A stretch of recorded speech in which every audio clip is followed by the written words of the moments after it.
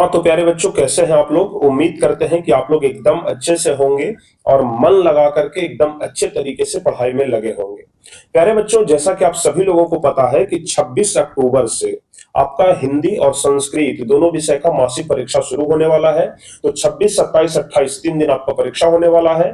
26 तारीख को हिंदी और संस्कृत का परीक्षा है, जिसमें हिंदी का जितना भी गेस क्वेश्चन है वो प्यारे बच्चों ऑलरेडी हम आपको प्रोवाइड करवा चुके हैं। और अभी इस क्लास में हम आपको संस्कृत का जितना भी क्वेश्चन पेपर है, यानी कि संस्कृत का जितना भी गेस्ट क्वेश्चन है, वो प्यारे बच्चों हम आपको उपलब्ध कराने वाले हैं। तो ये हमारा गेस्ट क्वेश्चन है और इसमें से प्यारे बच्चों अधिकांश क्वेश्चन आपके परीक्षा में लड़ेंगे। तो हम उम्मीद करते हैं कि अगर आप लोग पढ़ाई के प्रति कॉन्शियस हैं तो आप लोग इस वीडियो को पूरा देखेंगे। वो भी प्यारे बच्चों हम आपको आंसर के साथ बताने वाले हैं, ताकि आप आंसर को याद कर सके। ऐसा नहीं कि क्वेश्चन बता दिया और आंसर कहीं और से ढूंढना पड़े। यहाँ पर प्यारे बच्चों हम आपको सब्जेक्टिव और ऑब्जेक्टिव दोनों टाइप के क्वेश्चन देंगे, जहां से कि आपको संस्कृत में टोटल क्वेश्चन लड़ेगा। तो अगर आप लोग इस वीडियो को पूरा देखते हैं तो एक भी क्वेश्चन आप छोड़ करके नहीं आएंगे और 10वीं मासिक परीक्षा जो आपका होने वाला है उसका टोटल क्वेश्चन आप सॉल्व करके आएंगे। प्यारे बच्चों, इस वीडियो में हम ऑब्जेक्टिव क्वेश्चन करवाने वाले हैं, लगभग 40 क्वेश्चन करवाएंगे, जिसमें से 30 क्वेश्चन आपका परीक्षा में लड़ने वाला होगा। और प्यारे बच्चों बता दें कि अगर आप सब्जेक्टिव क्वेश्चन भी चाहते हैं तो इसके लिए क्रैश कोर्स में आप लोग जल्दी से जुड़ जाएं। क्रैश कोर्स में सिर्फ हम सब्जेक्टिव क्वेश्चन नहीं बल्कि बिहार बोर्ड फाइनल मैट्रिक परीक्षा के लिए जबरदस्त तरीके से 45 दिन तक हम तैयारी करवाएंगे। और 45 दिन में आपका जो तैयारी कमजोर है, जो पोर्शन आपका कमजोर है, जहां से आप लोग अपने आप को कमजोर महसूस करते हैं, उसे हम स्ट्रॉन्ग करने का पूरा प्रयास करेंगे। और इसके साथ ही हम आपको स्पेशल लाइव क्लास देंगे, एग्जाम का स्पेशल मटेरियल देंगे, ताकि आप वहां से एग्जाम में कुछ बेहतर कर पाए। स्पेशल पीडीएफ नोट्स होगा, टेस्ट सीरीज का सुविधा आपको उपलब्ध कराएंगे, क्वेश्चन बैंक का सॉल्यूशन कराएंगे, इसके अलावा स्पेशल डाउट सेशन होगा। तो प्यारे बच्चों, अगर आप चाहते हैं कि हम 2024 में मैट्रिक परीक्षा में कुछ बड़ा करें, बेहतरीन नंबर लाएं, टॉपर के रैंक तक पहुंचे, बढ़िया तरीके से हम लोग टॉपर वेरिफिकेशन तक पहुंचे, तो इसके लिए आप लोगों को क्रैश कोर्स में जरूर जुड़ना चाहिए। बहुत कम फी है प्यारे बच्चों, मात्र 199। अगर आप लोग इस कोर्स को भी परचेज करना चाहते हैं तो या तो डायरेक्ट टारगेट बोर्ड एप्लीकेशन पे जाकर के परचेज कर सकते हैं, या फिर 81 14 53 20 21 या फिर 92 63 99 11 25 वाले नंबर पर भी कॉन्टेक्ट करके कोई भी जानकारी मदद ले सकते हैं। चलिए प्यारे बच्चों, हम लोग सीधे चलते हैं अपने गेस क्वेश्चन की तरफ, जिसमें हमारा संस्कृत का सबसे पहला नंबर क्वेश्चन आपके स्क्रीन के ऊपर दिखाई दे रहा है। पहला क्वेश्चन है कि व्याघ्र पथिक कथा शीर्षक पाठ किस ग्रंथ से संकलित है। व्याघ्र पथिक कथा के बारे में पूछा जा रहा है कि ये किस ग्रंथ से लिया गया है। तो बताइए प्यारे बच्चों, पहला का सही जवाब क्या होगा। व्याघ्र पथिक कथा शीर्षक पाठ किस ग्रंथ से लिया गया है। अगर आप लोग भी सारे प्रश्न का जवाब जानते हैं तो नीचे प्यारे बच्चों कमेंट बॉक्स में, ध्यान रखिएगा, नीचे कमेंट बॉक्स में आप लोग जवाब देते चलिएगा, ताकि आप लोगों को जबरदस्त तरीके से प्रैक्टिस हो जाए। और अगर आप 100% आंसर देते हैं, इसका मतलब कि आप कल एक भी क्वेश्चन नहीं छोड़ेंगे। चलिए, पहला का जवाब क्या होगा। व्याघ्र पथिक कथा शीर्षक पाठ किस ग्रंथ से लिया गया है, तो जवाब होगा हितोपदेश से। ऑलरेडी हम आपको पढ़ा चुके हैं, पहला का बी नंबर ऑप्शन सही जवाब होगा। चलिए, दूसरा नंबर क्वेश्चन है कि मंदाकिनी वर्णम शोषक पाठ वाल्मीकि रामायण के किस कांड से संकलित है। मंदाकिनी वर्णम, तो प्यारे बच्चों आपको पता होगा कि मंदाकिनी वर्णम जो है ना, वो अयोध्या कांड में क्या है, संकलित है, और रामायण के अयोध्या कांड से ही लिया गया है, और ये वाल्मीकि रामायण का एक पार्ट है। तो दूसरा का ना सी नंबर ऑप्शन सही जवाब होगा। चलिए, तीसरा नंबर क्वेश्चन है कि चित्रकूट किस नदी के किनारे बसा हुआ है, यानी कि अवस्थित है। तो आपको पता है प्यारे बच्चों कि चित्रकूट, जहां पर श्री रामचंद्र जी गए थे अपनी भार्या सीता के साथ, तो चित्रकूट जो है ना वो मंदाकिनी नदी के किनारे बसा हुआ है, यानी कि तीसरा का सी नंबर ऑप्शन सही जवाब होगा। चलिए, चौथा नंबर क्वेश्चन देखते हैं। मंदाकिनी नदी का वर्णन कालिदास के किसी भी वर्णित, मंदाकिनी नदी का वर्णन कालिदास के किस ग्रंथ में वर्णित है, ऐसा होना चाहिए था, टाइपिंग मिस्टेक है प्यारे बच्चों। तो मंदाकिनी नदी का वर्णन कालिदास के किस ग्रंथ में वर्णित है, तो चौथा का हमारा जवाब होगा रघुवंशम, कुमार संभवम ऋतु संहारम मेघदूतम। मंदाकिनी नदी का वर्णन कालिदास के रघुवंशम में है, तो बी नंबर ऑप्शन सही जवाब होगा। चलिए, अगला है पांचवा नंबर, हितोपदेश के रचयिता कौन है। हितोपदेश के, तो 5 का सही जवाब क्या होगा। हितोपदेश के रचयिता है नारायण पंडित, 5 का बी नंबर ऑप्शन सही जवाब होगा। जितना भी क्वेश्चन होगा ना, आप लोग टोटल सही सही आंसर देने का प्रयास करिएगा। चलिए आगे बढ़ते हैं। छठा नंबर क्वेश्चन कह रहा है कि लोभ के दुष्परिणाम का चित्रण किस पाठ में मिलता है। बताइए, लोभ के दुष्परिणाम का चित्रण किस पाठ में मिलता है? छठा नंबर क्वेश्चन है। तो जवाब होगा लोभ का दुष्परिणाम। आपको पता है ना कि बाघ सोने का कंगन दिखा करके लोभ में फंसा लिया था किसको? पथिक को, यानी कि राहगीर को। तो छठा का ए नंबर ऑप्शन सही होगा। चलिए अब सातवां नंबर क्वेश्चन है कि राम मंदाकिनी नदी किसे दिखा रहे हैं? श्री रामचंद्र जी मंदाकिनी नदी को दिखा रहे थे सीता जी को ना, अपनी भार्या सीता जी को। तो सातवां का सी नंबर ऑप्शन सही जवाब होगा। चलिए आठवां नंबर क्वेश्चन है कि विशालाक्षी उपाधि किसे दी गई है? देखिए प्यारे बच्चों, अभी हम आपको ये वाला जो प्रश्न बताया ना सातवां नंबर, कि राम मंदाकिनी नदी किसे दिखा रहे थे? सीता जी को दिखा रहे थे। और जब राम मंदाकिनी नदी सीता जी को दिखा रहे थे तो उसी समय सीता जी को ना विशालाक्षी कहकर संबोधित करते हैं कि हे विशालाक्षी, देखो ये कितना सुंदर मंदाकिनी नदी है। तो आठवां का सही जवाब कौन सा होगा? सीता जी को विशालाक्षी कहा गया है। तो आठ का ए नंबर ऑप्शन सही जवाब होगा।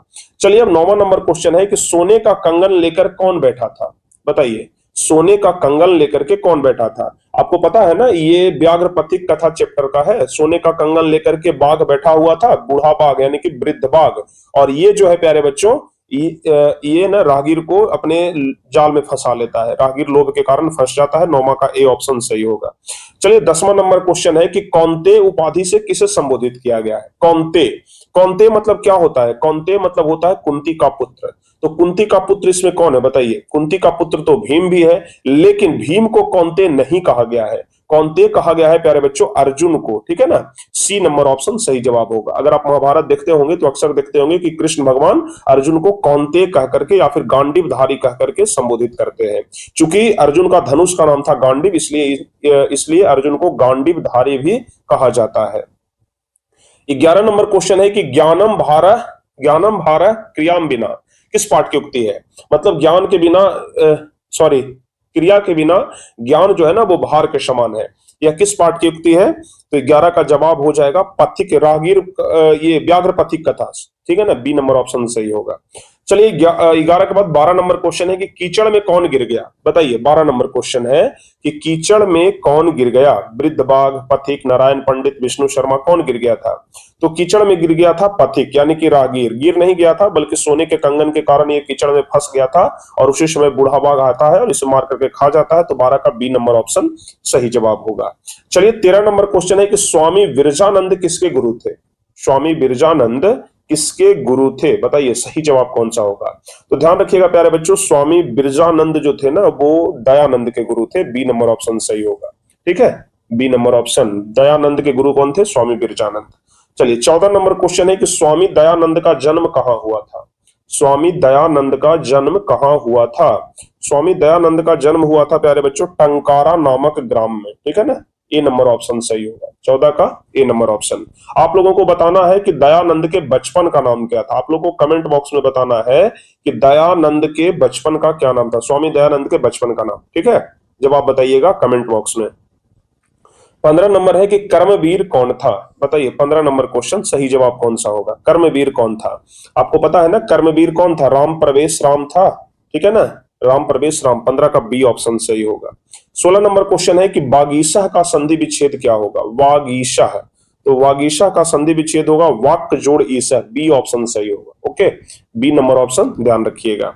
चलिए 13 नंबर क्वेश्चन, ऋणी संख्यावाची शब्द किस लिंग का है? ऋणी, तो ऋणी है प्यारे बच्चों स्त्रीलिंग, ठीक है ना। जैसे बोलते हैं ना कि हम आपके ऋणी हैं, ठीक है, तो ये स्त्रीलिंग शब्द है, ध्यान रखिएगा। प्यारे बच्चों बहुत सारे बच्चे हैं ना जो हमारे लाइव क्लास का इंतजार कर रहे हैं कि सर लाइव कब से लेंगे। प्यारे बच्चों आपको बता दें कि किसी जरूरी काम की वजह से हम अपने घर पे रह गए हैं, तो आपका लाइव ना आप ना एग्जाम दे दीजिए, ठीक है। और जैसे ही आपका एग्जाम खत्म होता है हम आपके बीच ना लाइव आना शुरू हो जाएंगे, ठीक है। चलिए ऐसे भी आपका एग्जाम चल रहा है प्यारे बच्चों, तो आप लोग अभी एग्जाम में यानी कि मासिक परीक्षा में ज्यादा व्यस्त रहेंगे। जस्ट उसके बाद हम लाइव आएंगे और 15 से 20 दिन के अंदर प्यारे बच्चों आपका पूरा सिलेबस समाप्त कर देंगे, क्योंकि बहुत कम अब बचा हुआ है। चलिए 18 नंबर क्वेश्चन बताइए, महत्व पद में किस प्रत्यय का प्रयोग हुआ है? महत्व पद में, तो महत्व पद में ना महत्व प्यारे बच्चों 18 का जवाब अगर देखेंगे तो आधात्ता और वह लास्ट में है, तो इसमें ए नंबर ऑप्शन सही होगा। चलिए 19वां नंबर बताइए, लंबोदर किस समास का उदाहरण है? लंबोदर, लंबोदर मतलब होता है लंबा है उदर जिसका, तो किसका उदर लंबा है जी? गणेश भगवान का उदर लंबा है ना, तो गणेश यानी कि लंबोदर बोलने से गणेश शब्द आ रहा है, यानी जवाब होगा बहुब्रीहि। इसका बी ऑप्शन सही होगा। चलिए 20वां नंबर क्वेश्चन क्या कह रहा है, फटाफट से आप लोग क्वेश्चन पढ़िए और जवाब बताइए। कह रहा है कि तदा अहम गृहम गच्छामि, तो कह रहा है कि लोग रेखांकित पद क्या है, इसमें रेखांकित पद क्या है, लोग रेखांकित पद। सॉरी प्यारे बच्चों, टाइपिंग में शायद एरर हुआ है, इसमें हम रेखांकित पद भूल गए हैं, तो इसका जवाब आपको ना हम बता देते हैं कि क्या है, तदम अहम गृहम गच्छामि। इसका रेखांकित पद शायद गृहम या गच्छामि दोनों में से कोई एक इसका क्या होगा, रेखांकित पद होगा। और 20 का जवाब ना ऐसे ये नंबर ऑप्शन आप लोग ध्यान रखिएगा, ठीक है। चलिए 21वां नंबर है कि पंथाना शब्द रूप किस विभक्ति का है। पंथाना प्रथमा द्वितीय तृतीया चतुर्थी किस विभक्ति का है, तो 21 का जवाब होगा प्रथमा, ए नंबर ऑप्शन सही जवाब होगा। जितने भी सारे बच्चे ए नंबर ऑप्शन बता रहे हैं ना, उनका जवाब बिल्कुल सही है। चलिए अब उसके बाद 22 नंबर क्वेश्चन है कि दिगंबरा में किस संधि का प्रयोग हुआ है। दिगंबरा स्वर संधि, व्यंजन संधि, विसर्ग संधि या छत्व संधि। तो 22 का जवाब बताइए आप लोग। सही जवाब होगा व्यंजन संधि, बी नंबर ऑप्शन सही जवाब होगा। चलिए आगे बढ़ते हैं। 13 नंबर, पीताम्बरः किस समास का उदाहरण है। क्वेश्चन टाइप करने में थोड़ा सा मिस्टेक हुआ है। पीताम्बरः किस समास का उदाहरण है। 23 नंबर, पीताम्बर, पीताम्बर प्यारे बच्चों अव्ययी भाव समास का उदाहरण है, बी ऑप्शन सही होगा। चलिए आगे बढ़ते हैं। 24 नंबर क्वेश्चन कि किस समास में अन्य पद की प्रधानता हो जाती है, बताइए किस समास में अन्य पद की प्रधानता हो जाती है। 24 नंबर क्वेश्चन, तो जवाब होगा ध्यान रखिएगा तत्पुरुष समास में, ठीक है। 24 का ए नंबर ऑप्शन सही जवाब होगा। आगे है प्यारे बच्चों कि महानता पद में किस प्रत्यय का प्रयोग हुआ है। महानता पद में किस प्रत्यय का प्रयोग हुआ है, 25वां नंबर क्वेश्चन है, तो जवाब होगा महानता में किस प्रत्यय का प्रयोग हुआ है, तो त्वा हो जाएगा, ए नंबर ऑप्शन सही होगा। चलिए 26 नंबर क्वेश्चन है कि विशाल जोड़ अक्षी की संधि क्या होती है, तो विशालाक्षी होती है। 26 का जवाब होगा प्यारे बच्चों बी नंबर ऑप्शन विशालाक्षी, ठीक है, बी ऑप्शन सही जवाब होगा। चलिए 27वां नंबर क्वेश्चन है कि प्रागेव का संधि विच्छेद क्या होगा। प्रागेव, तो 27 नंबर क्वेश्चन प्रागेव, तो प्राग जोड़ इब से होता है प्यारे बच्चों प्रागेव, ए नंबर ऑप्शन ध्यान रखिएगा आप लोग, ठीक है ना। चलिए 28वां नंबर क्वेश्चन है कि वही उपपद के योग में किस विभक्ति का प्रयोग हुआ है। वही, वही उपपद के योग में किस विभक्ति का प्रयोग हुआ है, तो जवाब होगा तृतीया, ए नंबर ऑप्शन सही जवाब होगा। 29 नंबर क्वेश्चन है कि दातव्यम पद में किस प्रत्यय का प्रयोग हुआ है। 29 नंबर, दातव्यम पद में किस प्रत्यय का प्रयोग हुआ है, तो जवाब होगा तव्यत प्रत्यय का प्रयोग हुआ है। आगे है कि अन्वय पद में किस उपसर्ग का प्रयोग हुआ है, तो अन्वय पद में अन्न उपसर्ग का प्रयोग हुआ है, ठीक है ना। 30 का ए ऑप्शन सही होगा। आगे है यूनान का राजदूत कौन था, बताइए, बहुत ही आसान क्वेश्चन है। यूनान का राजदूत कौन था, तो जवाब होगा यूनान का राजदूत था मेगास्थनीज, 31 का ए ऑप्शन प्यारे बच्चों सही जवाब होगा। 32 नंबर क्वेश्चन है कि किसके शासनकाल में पाटलिपुत्र की शोभा तथा रक्षा व्यवस्था अति उत्कृष्ट थी। किसके शासनकाल में, तो चंद्रगुप्त मौर्य के शासनकाल में थी ना। 32 का जवाब होगा बी नंबर ऑप्शन, ध्यान रखिएगा 32 का बी ऑप्शन सही होगा। आगे है प्यारे बच्चों 33 नंबर की अलस कथा पाठ कहां से लिया गया है, कहां से संकलित है, ठीक है ना। अलस कथा, तो अलस कथा लिया गया है पुरुष परीक्षा नामक ग्रंथ से, बी ऑप्शन सही जवाब होगा। 33 सॉरी प्यारे बच्चों ये 33 था ना, ये 34 होगा। बीरेश्वर नाम का मंत्री कहां रहता था, मिथिला में रहता था, तो जवाब होगा बी नंबर ऑप्शन, ठीक है, बहुत ही आसान प्रश्न है। 35 है कि क्षमा किसकी हत्या करता है। क्षमा किसकी हत्या करता है, तो जवाब होगा क्रोध की हत्या करता है, 35 का डी ऑप्शन सही जवाब होगा। 36 नंबर है कि रूप की रक्षा किससे होती है। आप लोग पढ़ते होंगे मिर्जया रक्षते रूपम, यानी उबटन, उबटन प्यारे बच्चों 36 का ना सी ऑप्शन सही जवाब होगा, ठीक है ना, मिर्जया से रूप की रक्षा होती है। आगे है कि कर्मवीर कहां का रहने वाला था, तो कर्मवीर भीखन टोला का रहने वाला था, ठीक है, 37 का ए नंबर ऑप्शन सही जवाब होगा। 38 है कि भीखन टोला देखने के लिए कौन आए थे, तो भीखन टोला देखने के लिए शिक्षक आए थे ना, ए नंबर ऑप्शन हमारा सही जवाब होगा, 38 का ए नंबर ऑप्शन। 39 है कि महतराम भिक्षाम याचे, ऐसा किसने कहा। आपको प्यारे बच्चों चैप्टर में पढ़ना है कि जब कर्ण के पास इंद्र भगवान आए थे भिक्षा मांगने के लिए, तो बोले थे महतराम भिक्षा में याचे, यानी कि मैं महान भिक्षा की कामना करता हूं, तो 39 का बी ऑप्शन सही। सॉरी सॉरी सॉरी प्यारे बच्चों, महतराम भिक्षा में याचे ऐसा किसने कहा था, ये तो कर्ण से मांगा गया था ना, ये तो कर्ण से भाई मांगा गया था, कर्ण से ये मांगा गया था, ये युक्ति है शक्र की, 39 का ना ए ऑप्शन सही जवाब होगा, ठीक है, शक्र ने कहा था कर्ण से महतराम भिक्षा में याचे। अब उसके बाद सबसे लास्ट क्वेश्चन है कि कर्ण किसका पुत्र था, तो ये जवाब ना हम आप लोगों के ऊपर छोड़ते हैं, कमेंट बॉक्स में आप लोग इसका जवाब बताइएगा, कर्ण किसका पुत्र था। अगर आप लोग महाभारत के बारे में थोड़ा बहुत भी जानकारी रखते होंगे ना, तो जरूर जानते होंगे कि कर्ण किसका पुत्र था। तो 40 का जवाब आपको क्या करना है, कमेंट बॉक्स में बताना है। लाइव चैट में मत बताइएगा, कमेंट बॉक्स में आप लोगों को बताना है। और अगर आप बता चुके हैं तो भाई बता दीजिए कि 40 में से कितना क्वेश्चन का आपका सही जवाब है, 40 में से कितना क्वेश्चन सही जवाब आप लोग दिए हैं, जल्दी से आप लोग बताइए। उम्मीद करते हैं कि 40 में 40 तो आप लोग जरूर दिए होंगे, इसमें तो नो डाउट, ठीक है। 40 में 40 का जवाब आप लोग जरूर दिए होंगे प्यारे बच्चों, क्योंकि एकदम बहुत आसान आसान प्रश्न है। और हाँ, एक बात और बता दें कि ये जो 40 क्वेश्चन बताए ना, इसी 40 में से 30 क्वेश्चन आपका कल परीक्षा में पूछा जाएगा। तो उम्मीद करते हैं कि ये सारे क्वेश्चन जो आपको बताए हैं, अगर आप याद करके जाएंगे तो एक भी क्वेश्चन आपके परीक्षा में नहीं छूटेगा और आप एक एक क्वेश्चन का जवाब दे के आएंगे। उसी तरीके से प्यारे बच्चों, हम आपको बता दें कि अगर आप लोग ध्यान रखिएगा, अगर आप लोग सब्जेक्टिव क्वेश्चन लेना चाहते हैं, ठीक है ना, कौन सा, सब्जेक्टिव, तो इसके लिए क्रैश कोर्स बैच में हम प्यारे बच्चों पीडीएफ डाल देंगे और वहां से आप लोग देख लीजिएगा, ठीक है ना। पीडीएफ हम वहां पर डाल देंगे और कल सुबह तक मिल जाएगा पीडीएफ आप लोगों को, ध्यान रखिएगा। मतलब एग्जाम से बहुत समय पहले हम आपको पीडीएफ दे देंगे और वहां से ना आप लोग को विथ सॉल्यूशन, ठीक है, ध्यान रखिएगा। तो जो बच्चे क्रैश कोर्स में नहीं जुड़े हैं ना, तो अभी भी चांस है। ये तो भाई मासिक परीक्षा है, इसका तो कोई वैल्यू ज्यादा नहीं है, लेकिन जो मेन बोर्ड परीक्षा है वहां पर हम आपको भरपूर मदद करने वाले हैं। तो इसलिए क्रैश कोर्स में जुड़ जाए। मामूली सा फीस प्यारे बच्चों 199 रुपया लगता है। तो जल्दी से आप लोग जुड़ जाइए। 2 हेल्पलाइन नंबर आपको दिया गया है, 81 14 53 20 21, इस पर कॉल कर लीजिए, या फिर 92 63 99 11 25, इस पर कॉल कर लीजिए।